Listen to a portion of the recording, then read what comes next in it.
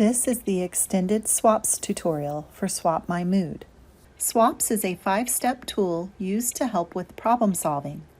It can be used by itself or along with the emotion cycle, a tool used to help with emotion regulation. Either way, SWAPS can be helpful when used before, during, and after problem situations. Step 1 is stop. Is there a problem? The first step is to recognize that a problem exists, even if you don't know exactly what the problem is, and to tell yourself to stop and think about it. This is called a stop moment. Step 2 is what is the problem? Before you can solve a problem, it helps to understand what the problem is and why it is a problem for you. Step 3 is alternatives. In this step, it is important to brainstorm and come up with as many alternative solutions to the problem as possible. There's no need to judge the solutions at this point. Rather, just focus on listing as many different solutions as possible. Step 4 is to pick and plan. In this step, you will go through each item on the list you made in Step 3 and pick the ones that you think will work best. Think about what will get you the most satisfactory outcome and consider whether the benefits outweigh any costs.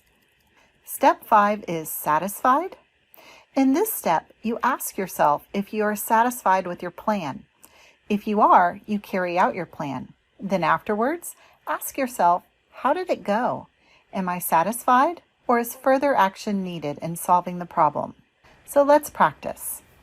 Let's say I'm having a stop moment. The first step in problem solving is recognizing there is a problem to solve. This requires a stop moment. When you say to yourself, stop, is there a problem? Stopping also allows us to think about how to solve the problem rather than launching right into action. Anytime you are having a stop moment, you can open SwapMyMood and tap SWAPS.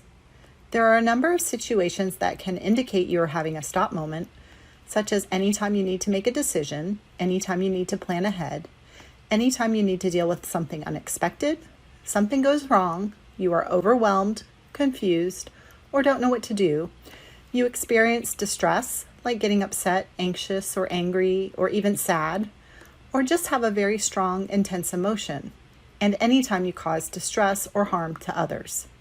Sometimes when problems occur, we can have trouble thinking. It may help to use a few strategies to calm your mind and body before trying to solve a problem. If this sounds like a good idea to you, you can enter a few strategies on this screen that you think would be helpful to be reminded of during a stop moment. You don't have to do this every time you SWAPS. Once you enter these strategies here, they will appear on the screen the next time you use the app. For example, I might enter deep breathing.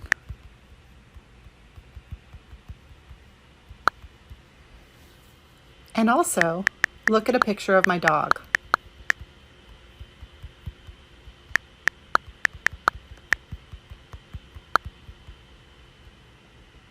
You can see now that both of those strategies have been added to the list.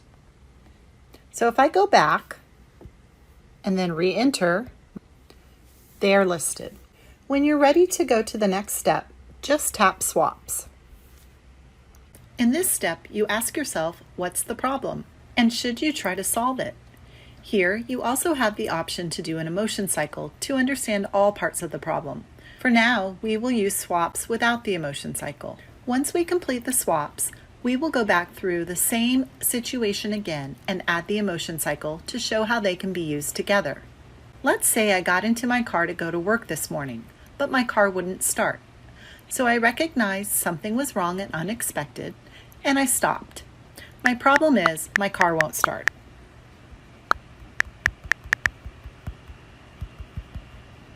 Alternatives.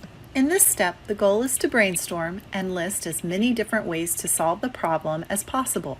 Remember not to spend time or energy on judging ideas just yet. Enter anything that comes to mind. Call an Uber.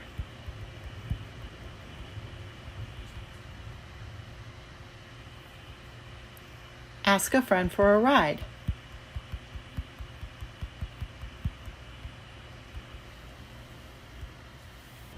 Call out sick. So in this case, I wouldn't go to work at all. And if I'm feeling particularly upset, I might think, I just want to set the car on fire.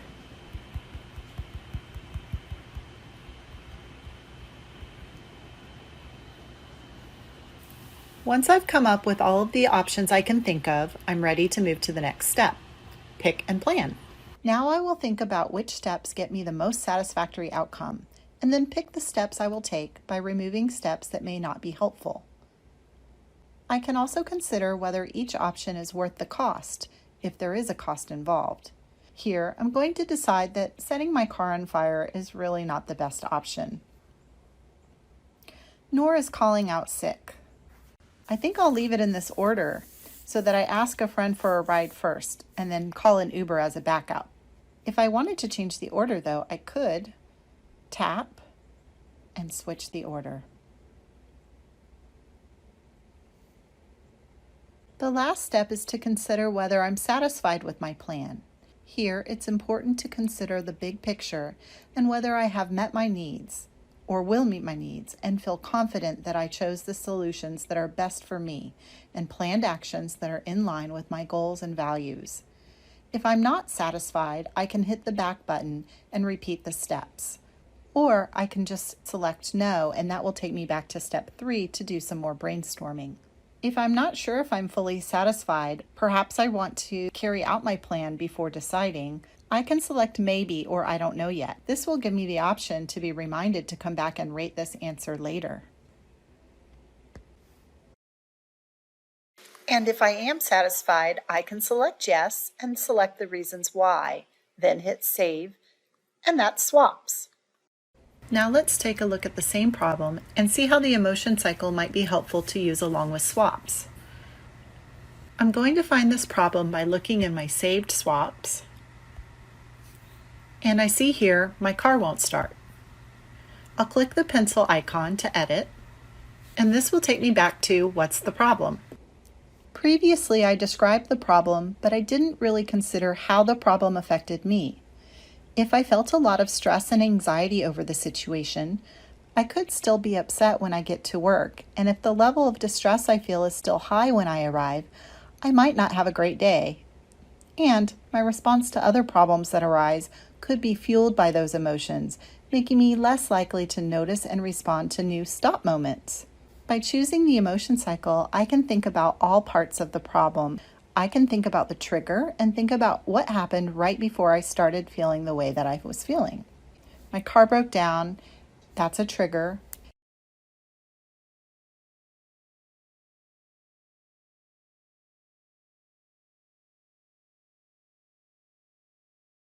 It also triggers a feeling of loss of control.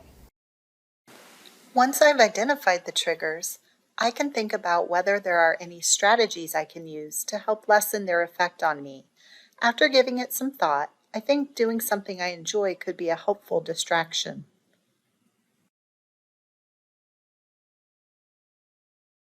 Once I've entered the trigger or triggers, then I can think about the emotions I'm feeling. But let's say I want to have the app provide some suggestions for identifying parts of the emotional cycle and strategies. I can go into the settings to enable this support. Now when I enter the emotion I am feeling, I can review a list of common emotions to help me identify how I am feeling. If I look at the list and don't see the emotion I want to enter, I can type it in. This will add it to the list. I might also be feeling worried.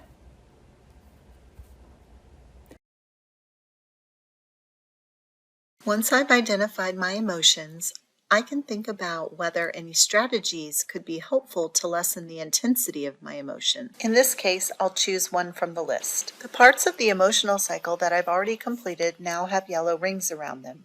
You don't have to complete all parts of the emotional cycle, and you can complete them in any order. I'll do sensations next. Emotions are usually associated with a feeling or a sensation in the body. In this case, I might notice that I'm breathing shallowly, so I'll click on the chest and pick breathing shallowly. And then I'll select a strategy to address this sensation. I'll choose breathe deeply. When I've finished entering the sensations, I can then try to notice my thoughts. One thought I might have is that this always happens. I might also think I'll never be able to afford the repairs.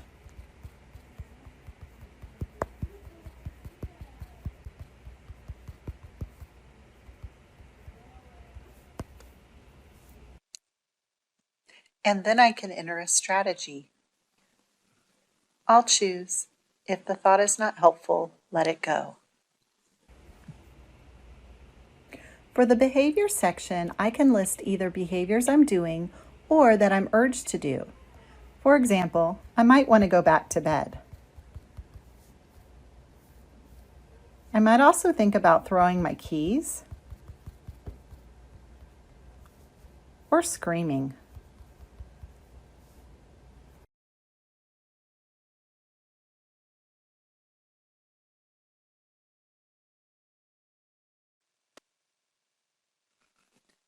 Then I can choose a strategy for this behavior. I'll choose ask myself if this behavior is helpful. When I'm ready, I can hit review, and then I can take a look at all of the different parts of the emotional cycle that I've identified, as well as the strategies I've chosen.